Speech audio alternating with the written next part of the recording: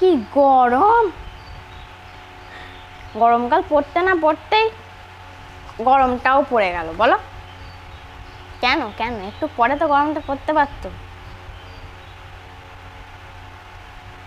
এখন থেকেই মনে হচ্ছে পাখার স্পিড ফাইটে দিলে ভালো হয়।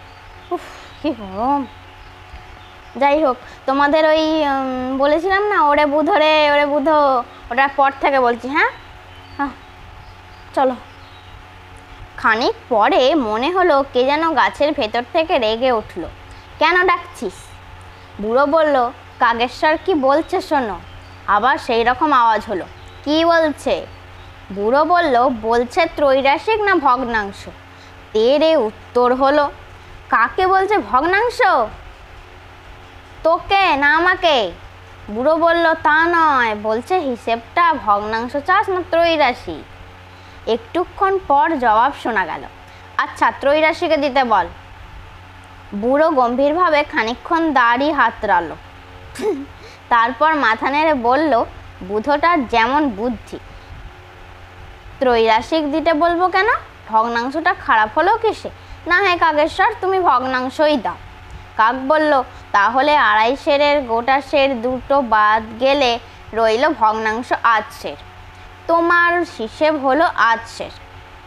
আধ সের হিসেবে দাম পড়ে খাঁটি হলে 2 টাকা 14 আনা, আর জল মেশালে থাকলে 6 পয়সা। বুড়ো বলল, আমি যখন কাঁদছিলাম তখন 3 ফোঁটা জল হিসাবের মধ্যে পড়েছিল। এই নাও তোমার স্লেট, আর এই নাও পয়সা 6টা। পয়সা পেয়ে কাকের মহা ফুর্তি, সে টাকদুমাদুম বলে স্লেট বাজিয়ে নাচতে লাগলো। এখান থেকে বুড়ো অমনি আবার তেড়ে উঠল, ফের টাক টাক বলেছিস? দাঁড়া, ওরে বুধো রে, শিগগিরায়, আবার টাক বলছে। বলতে না বলতেই গাছের ফোকর থেকে মস্ত একটা পোঁটলা মতন কি যেন হুড়মুড় করে মাটিতে গড়িয়ে পড়ল। চেয়ে দেখলাম একটা বুড়ো লোক একটা প্রকাণ্ড মোচকার নিচে চাপা পড়ে ব্যস্ত হয়ে হাত পা ছুড়ছে। বুড়োটা দেখতে অবিকল এই হুঁকোওয়ালা বুড়োটার মতো, কি এমন যেন দেখতে। হুঁকোওয়ালা কোথায় তাকে টেনে তুলবে না, সে নিজেই মোটলার ওপর চড়ে বসেছে। ওঠ বলছি, শিগগির ওঠ বলে ধাঁই ধাঁই করে তাকে হুঁকো দিয়ে মারতে লাগলো। মানে কি বলবো, একটু উৎকট টাইপের না, একটু মজার গল্প লিখেছে আর কি, চোখ মারবে। যাই হোক আমি বলছি। কাক আমার দিকে চোখ মটকিয়ে বলল, ব্যাপারটা বুঝতে পারছো না? উধোর বোঝা বুধোর ঘাড়ে, এর বোঝা ওর ঘাড়ে চাপিয়ে দিয়েছে। এখন ও আর বোঝা ছাড়তে চাইবে কেন? এই নিয়ে রোজ মারামারি হয়, একদিনও এইসব ছাড়া কোনো দিন চলে না। এই কথা বলতে বলতেই চেয়ে দেখি বুড়ো তার পোঁটলা শুদ্ধ উঠে দাঁড়িয়েছে। দাঁড়িয়েই সে পোঁটলা উঁচিয়ে দাঁত কড়মড় করে বলল, তবে রে স্টুপিড উধো আস্তিন গুটিয়ে হুঁকো বাগিয়ে হুঙ্কার দিয়ে উঠল, তবে রে লক্ষ্মী ছাড়া বুধো। কাক বলল, লেগে যা নারদ। অমনি ছটাপট খটাখট দমাদম ধপাধপ। মুহূর্তের মধ্যে চেয়ে দেখি উধো চিৎপাত হয়ে শুয়ে হাঁপাচ্ছে, আর বুধো ছটফট করে তাকে হাত বুলোচ্ছে। বুধো কান্না শুরু করলো, ওরে ভাই উধো রে, তুই এখন কোথায় গেলি রে? উধো কাঁদতে লাগলো, ওরে হায় আমাদের বুধোর কি হলো রে? তারপর দুজনে উঠে খুব খানিক গলা জড়িয়ে কেঁদে আর খুব খানিক কোলাকুলি করে দিব্যি খোশ মেজাজে গাছের ফোকরের মধ্যে ঢুকে পড়ল। তাই দেখে কাকটাও তার দোকানপাট বন্ধ করে কোথায় যেন চলে গেল। আমি ভাবছি এই বেলা পথ খুঁজে বাড়ি ফেরা যাক।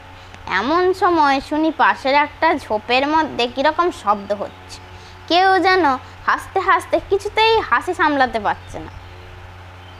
হুঁকি মেরে দেখি একটা জন্তু, মানুষ না বাঁদর, পেঁচা না ভূত, ঠিক বোঝাই যাচ্ছে না, খালি হাত পা ছুঁড়ে হাসছে আর বলছে, এই গেল নাড়ি ভুড়ি সব ফেটে গেল, বাঁচা রে আমায় বাঁচা। হঠাৎ আমায় দেখে সে একটু দম পেয়ে উঠে বলল, ভাগ্যিস তুমি এসে পড়লে, তা না হলে আর একটু হলেই আমি হাসতে হাসতে আমার পেট ফেটেই যাচ্ছিল। আমি বললাম, তুমি এমন সাংঘাতিক রকম হাসছো কেন? না হাসলে পেট ফাটবে কেন? জন্তুটা বলল, কেন হাসছিস শুনবে?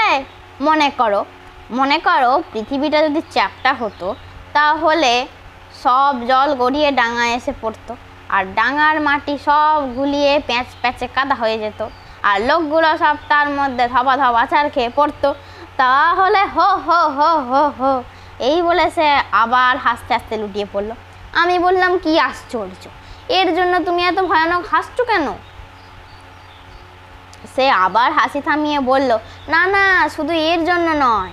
মনে করো একজন লোক আসছে, তার এক হাতে কুলফি বরফ, তার এক হাতে সাজি মাটি, আর লোকটা কুলফি খেতে গিয়ে ভুল করে সাজি মাটি খেয়ে ফেলেছে। হো হো হো হো হো। আবার হাসির পালা।